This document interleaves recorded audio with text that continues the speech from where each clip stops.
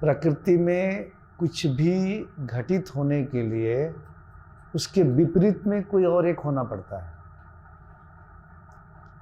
दो विपरीत कहा जाता है ना कि दो विपरीत गुण एक दूसरे से टकराते हैं, योग होता है तो कुछ संयोग बनता है।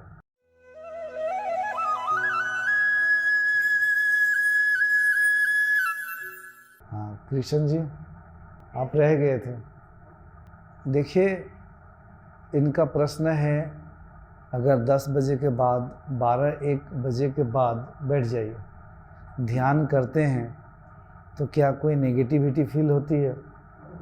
और भी एक प्रश्न था, कभी कभी गहरे ध्यान में भय पकड़ लेता है, जब अंत में जाते हैं तो भय पकड़ लेता है, लगता है मुझे कोई अटैक करने वाला है। वही तो हम चाहते हैं कि कोई अटैक करे और भय का नाश हो जाए। अटैक करने दीजिए, आप कुर्सी लेके ही बैठिए, अगर नीचे बैठने में तकलीफ होगा तो कुर्सी पे ही बैठ जाइए।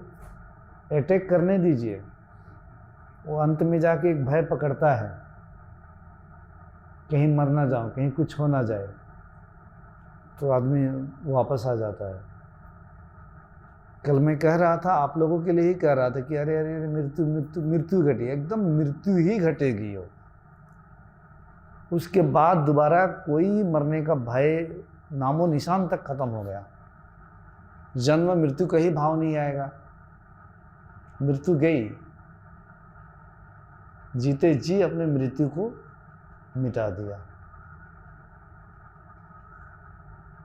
तो भय जब पकड़ ले रहा है अंतिम समय में, उस वक्त प्रयास करना है कि संस्कार वो बना हुआ है वापस आ जाने का,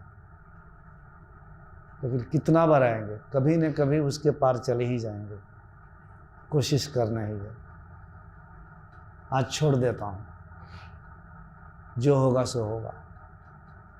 भय आने का एक ही कारण हो सकता है, प्रकृति में कुछ भी घटित होने के लिए उसके विपरीत में कोई और एक होना पड़ता है। दो विपरीत कहा जाता है ना कि दो विपरीत गुण एक दूसरे से टकराते हैं, योग होता है तो कुछ संयोग बनता है।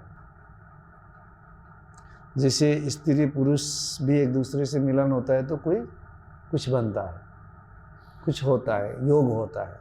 योग से कभी संयोग पुत्र पुत्री पैदा होता है। जब भी विपरीत दो शक्ति टकराती है तो दोनों के टकराने को क्या कहा जाता है? योग। उससे तीसरा जो बना, उस तीसरा बनता है जब टकराते हैं। एक वो उसको संयोग समझ सकते, एक संयोग बना। तो इसको समझना है। प्रकृति में आत्मा को मैं बार बार कहता हूँ निराधार है, उसका कोई आधार नहीं है।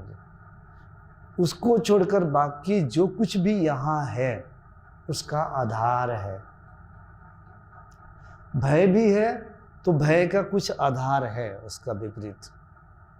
उस आधार को ढूंढना है। क्या है मेरा भय का आधार? मन में कोई भी विचार आए तो उसका आधार होता है। कोई भी शरीर में आवेग आए तो उसका आधार होता है। कोई भी चिंता आए उसका आधार होता है।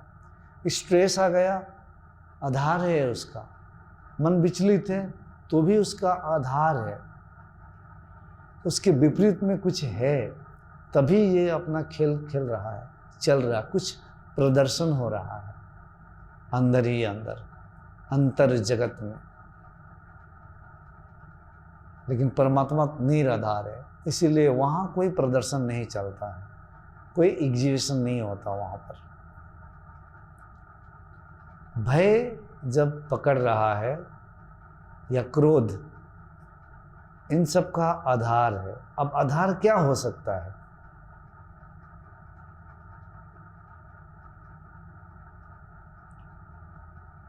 अपने भय को आपको ही अपने ध्यान में ढूंढना है कि यह भय कहाँ से पैदा हो रहा है, इसका स्रोत क्या है, किस वजह से यह आ रहा है, इसका कारण क्या है। जब तक उसके जड़ तक नहीं पहुंचेंगे तो निवारण भी नहीं मिलेगा। अब भय वहीं से उत्पत्ति होता है इसकी। उसका आधार ये भी बता देता हूं। गहरे तल पे अति चेतन के स्तर पर आपके अंदर कोई आसक्ति है, कोई अटैचमेंट है, कुछ पकड़े हुए हैं जिसे आप छोड़ नहीं पा रहे हैं। चाहे वह परिवार हो, चाहे मरने की कुछ भय, कुछ भी छोड़ नहीं पा रहे हैं। When you have something to lose, you will have fear. When you don't have anything to lose, you will not have any fear. जब कुछ है आपके अंदर तो ही भय पकड़ेगा कि मैं इसे कहीं खो ना दूं। खोने का भय आ जाएगा। मेरा बेटा बेटी है, पुत्र है, कहीं मैं उसे खो ना दूं। बेटा बेटी है इसीलिए भय पकड़ रहा है ना कि कहीं मैं खो ना दूं उनको, कभी मेरी नौकरी चली ना जाए। नौकरी है इसीलिए तो भय है कि मेरी कभी नौकरी ना चली जाए। मुझे नौकरी मिलनी चाहिए। आप क्या पकड़े कि मिलनी चाहिए। अब नहीं मिलेगी तो इसका भी भय है कि कहीं नहीं मिलेगा तो क्या होगा। आप अंदर कुछ पकड़ लेते हैं। You have something to lose. When you have something to lose, you will have fear. जब आपके अंदर कुछ खोने के लिए है, निश्चित रूप से आपके अंदर भय आएगा ही, क्योंकि भय का वह आधार है। अपने अंदर ही झांक कर देखिए। मरने का, कहीं मर ना जाऊं तो भय पकड़ लेगा। क्यों? क्या खोने के लिए है? कहीं मर ना जाऊं। क्योंकि आप क्या पकड़ा है? मुझे जीना है, मैं जीना चाहता हूं या चाहती हूं। उस जीने की चाहत को पकड़ा है तो भय भी पकड़ेगा। भय उसके विपरीत आ जाएगा। प्रकृति में यही खेल चलता है, एक विपरीत वाला होगा ही साथ साथ। इसलिए तो मैं कहता हूं जीने की चाहत भी छोड़ दो तो भय कैसे आएगा। होना तो वही होता है जो होने वाला है आपके साथ। क्यों ना एक बार परमात्मा पर पूरी तरह से अटूट विश्वास और श्रद्धा के साथ अपने आप को छोड़ दे। इतना भी भरोसा नहीं।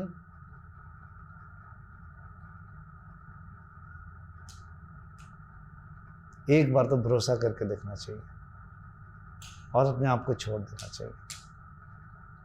और ढूंढना पड़ेगा कहाँ मेरी आसक्ति है, किस व्यक्ति के प्रति मेरी कोई आसक्ति है, तो उस व्यक्ति को भी जलाना पड़ेगा ध्यान में। गहरे ध्यान में जाकर उसको पकड़कर जलकर भस्म हो जा, या तो त्रिनेत्र पे ठहर कर उसको जला दे। पुत्र को जलाए, पुत्री को जलाए, कोई भी आसक्ति उसको जलाए, अपने सब को जलाए। 100 बार अपने सब को जलाए। कृष्ण जी हेलो, 100 बार तक आज के बाद हर रोज ध्यान में बैठकर अपने सब को जलाए, अपने पूरे परिवार को जलाए, ध्यान में यहाँ पे एकाग्र होकर। और ढूंढे कि मेरे अंदर क्या ऐसी आसक्ति है। वो पल एक दिन आएगा जो आधार है वो खत्म होकर निराधार में धीरे धीरे पूरी तरह से उतर जाएंगे। कुछ है, मरना नहीं चाहते हैं।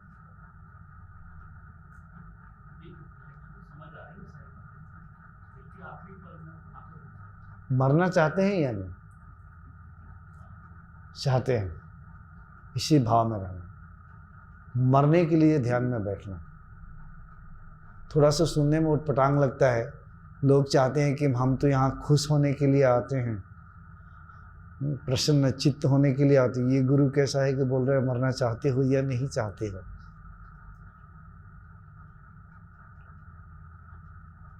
लेकिन क्या करें, ऐसे ही है।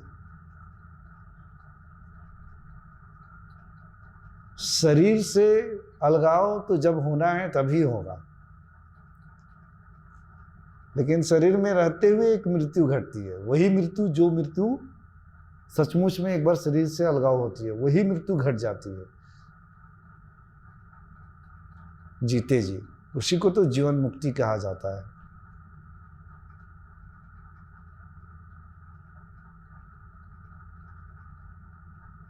तो अभी आप जब भी ध्यान में बैठेंगे उसी को ढूंढना है।